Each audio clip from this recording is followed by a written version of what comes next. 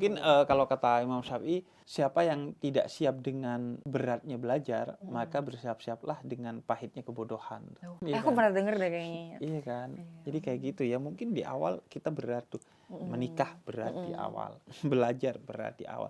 Semua hal pasti di awal berat, tapi bagaimana kita bisa bertahan dan beradaptasi sehingga Iya. akhirnya bisa menikmati prosesnya dan akhirnya mengambil progresnya kan.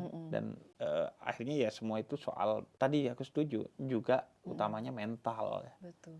Kadang kemampuan kita oke, tapi karena mental kita gak oke, Jadinya kita nggak berhenti saat belum finish kemampuan kita diuji ya. Iya. Dan itu kunci tawakal sih kalau dalam Iya, Islam. itu yang selalu, Iya. itu aku Karena sering. kalau lu belum finish menguji Iya. kemampuan lu gak akan pernah bisa benar-benar tawakal. Karena lu pasti akan berpikir, andai kemarin begini, Iya. andai kemarin gue lebih ini kan.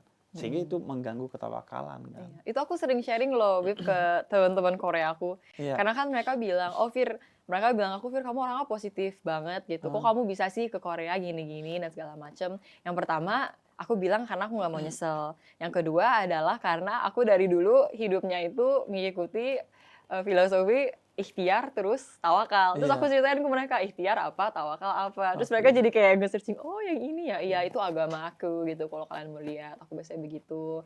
Kayak, soalnya kan banyak yang misalnya habis ujian tuh langsung stres kan. Aduh nilainya gimana, nilainya gini. Kalau aku tuh adem ayam aja loh. Bisa aku udah ujian, udah disubmit, oh yaudah deh.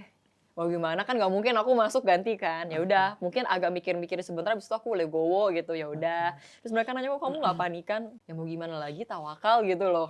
Gitu kan. Jadi dan pas Habib mention kayak kalau misalnya proses itu penting banget. Nah iya, makanya di buku aku yang Teaching Confessions itu aku cerita tentang proses aku gitu. Jadi bukan gimana aku tiba-tiba langsung gini, langsung menang gini, enggak gitu. Aku cerita dari awal aku takut, dari awal tiba-tiba ternyata pandangan aku ke pendidikan berubah, atau misalnya pandangan aku ke identitas aku itu jadi beda karena ini.